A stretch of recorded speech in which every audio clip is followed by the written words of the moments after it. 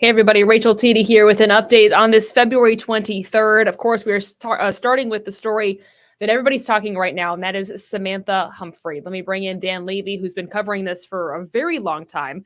And Dan, talk about what happened today, because there's a pretty big development today. Well, the development today was that the autopsy was performed. Medical examiner and police detectives now have much more information and evidence to deal with. Police told me late today that results won't be available until Monday at the very earliest, but that's pretty significant.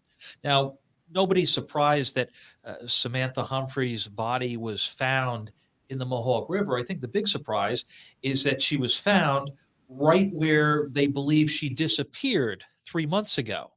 Let me also stress that police are not absolutely confirming the identity of that body retrieved from the river on Wednesday afternoon. However, I have uh, heard from three independent sources that it is indeed the body of Samantha.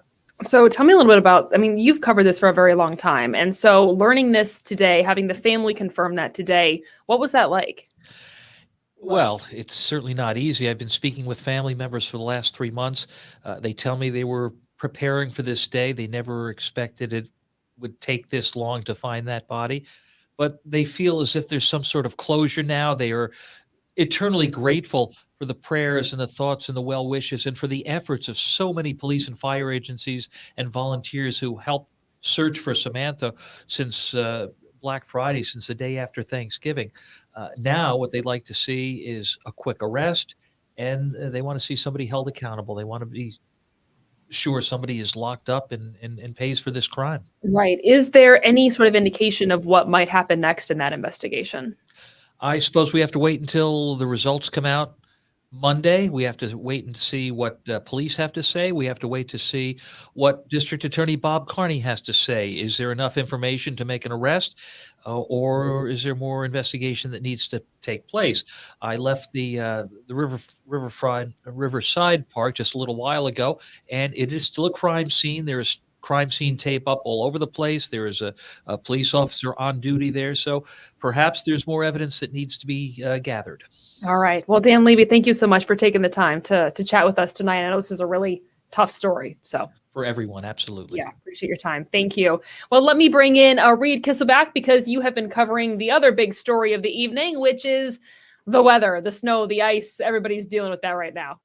Yeah, another wintry mix heading our way right now, Rachel. And so if you are actually heading out tonight or even early tomorrow morning, still watch for a couple icy spots out there, as we do have that wintry mix pushing on through, and some road spray too that could lead to some low visibility. So satellite and radar showing that wintry mix has been steadily pushing into our region over the course of the past few hours. And right over our region now, it's mainly areas north of Clifton Park that's dealing with the bulk of it right now. So we have freezing rain in parts of the southern Adirondacks, into the Mohawk Valley, Saratoga County.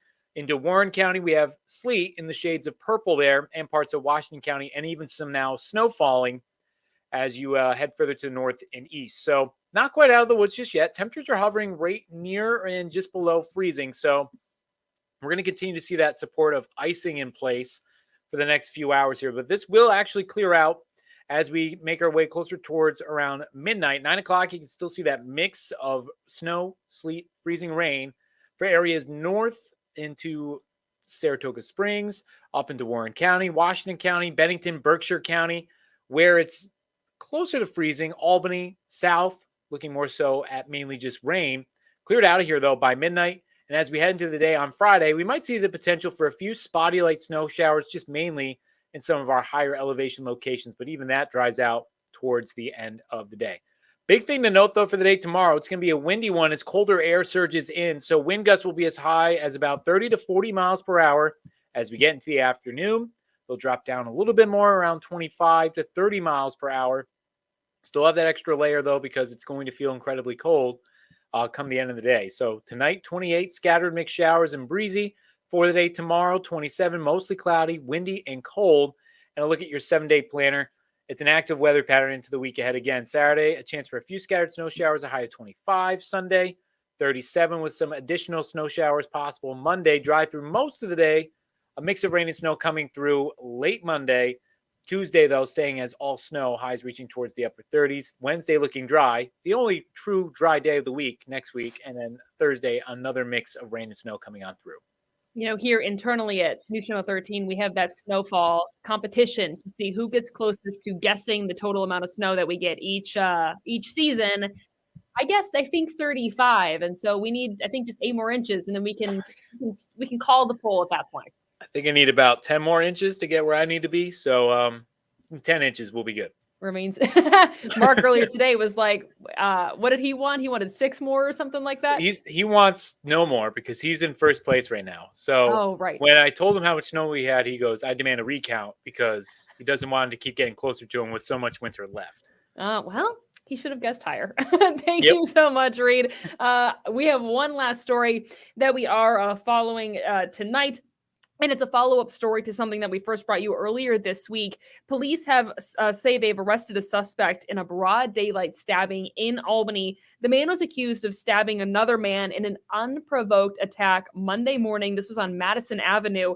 State police say they have now charged Jacob Hooper of Albany. He's charged with assault and criminal possession of a weapon, and he is in the Albany County Jail tonight. So we are following major stories tonight. Samantha Humphrey, the family confirming that the body pulled from the river yesterday was that of the missing teenager from Schenectady. Police have not confirmed that as of yet. They did an autopsy today, and they are waiting for the results of that autopsy, which they say we will get no earlier than Monday. Our first warning forecast, you just heard Reed talking about that next round of some winter weather, and then that stabbing suspect arrested. We have more stories coming up on News Channel 13 Live at 9 and 11. Sneeko Penix is following a story out of Saratoga Springs. So, of course, join us for News Channel 13 Live at 9 and 11 for those. We'll see you then.